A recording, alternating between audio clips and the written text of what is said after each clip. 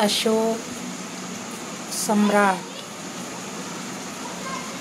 चक्रवर्ती राजा अशोक सम्राट यांच्यामुळे जमिनीमध्ये दबलेलं पर्व भगवान बुद्धाचे हस्तिकल्स आणि त्यांचे शिलालेख सापडत आहेत. अलेक्झांडर यांनी शोधून काढलेले आहेत.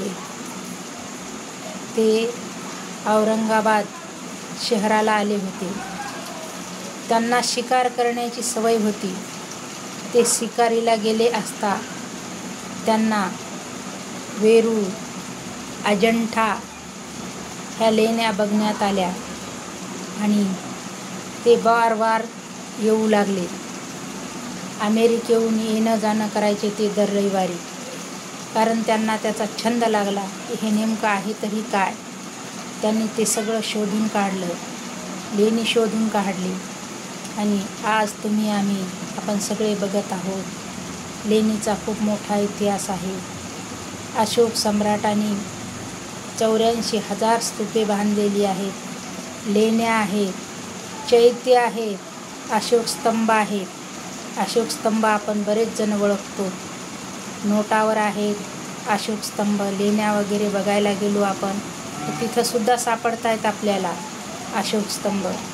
पण ते आपल्याला ओळखता आले पाहिजेत. अशोक स्तंभ नेमका काय, ओटीओ स्तूप म्हणजे काय, स्तूप म्हणजे काय. भगवान बुद्धाचे 9 स्तूप होते सुरुवातीला. त्याच्यामधले 8 स्तूप यांचं उत्खनन केलेलं आहे अशोक सम्राट राजांनी.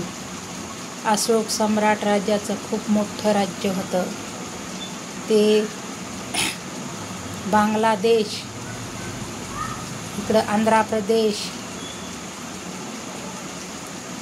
म्हणजे बरंच दूर होतं. आजचं नेपाल तराई, पाकिस्तान, अफगाणिस्तान, म्यानमार इथपर्यंत त्यांचं राज्य होतं. याच्याही पलीकडं राज्य होतं त्यांचं.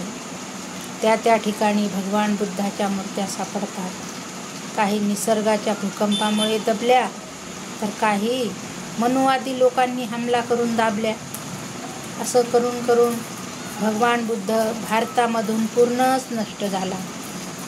काही भिक्षुनी आणि बऱ्याच जणांनी सहकार्य मिळालं. जास्तीत जास्त सहकार्य भारतामध्ये धम्म आणण्याचं, पुनर्जीवित धम्म केला तो भिक्षू संघाने केलेला आहे. कारण भिक्खू संघ जर नसता पोहोचला श्रीलंकेला तर आपल्याला धम्म कळालाच नसता. नेमकं हे धम्म काय आहे हे कळलं नसतं. आणि जे आता धम्मलिपी आहे तर तीसुद्धा कळाली नसती. धम्मलिपी 9 अंकीमध्ये आहे.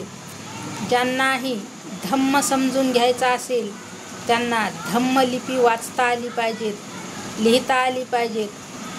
नुसतं आपण बघून आपल्याला काही येत नाही, अडाणी माणसासारखं बघू लागल्यावर काय. आपण एवढं बुद्धगयेला जातो, सारीनाथला जातो. सारीनाथला किती मोठ्या लेण्या आहेत, ते स्तूप आहे. त्या स्तूपावर किती लेयरिंग आहेत, त्याच्यावर नाव लिहिलेले आहे, कोणी कोणी बनवल्या, कशा कशा बनवल्या, काय काय आहे. पण आपल्याला जर वाचताच येत नसेल तर काय उपयोग होणार आहे आपल्याला त्याचा? काहीच उपयोग होणार नाही. त्याच्यामुळं आपल्यासाठी पाली पुस्तकं उपलब्ध आहेत आणि साक्ष्य पुराव्यावर पण भगवान बुद्धाच्या खूप काही पुस्तकं उपलब्ध आहेत. काही राजू पटेलचे पुस्तकं आहेत, कारण मी वाचलेले आहेत. तुम्ही पण वाचा. राजू पटेलचे आहेत. पुन्हा मोतीलाल आलमचंद यांची एक पुस्तकं आहे. म्हणजे 4 पुस्तिका आहेत त्यांच्या पण. त्याच्यामध्ये धम्मलिपीचे वर्ण आहेत 9 अंकित केलेले. मी त्याचा बराच अभ्यास केला आहे. तुम्हीसुद्धा करा आणि बघा. धम्म वाचता आला तर खूप आनंद होतो, खूप छान वाटतं आणि मनाला शांतता पण वाटते. आपण फिरायला जातो, लेण्या बघायला जातो आपण, पण आपल्याला तिथलं काहीच समजत नाही, उमजत नाही, काहीच नाही. नुसतं बघतो. जसं काही आंधळ्या माणसाला दाखवले. जर आपल्याला वाचता येऊ लागलं तर आपण वाचून बघून आपल्याला खूप आनंद वाटतो. तसंच बघा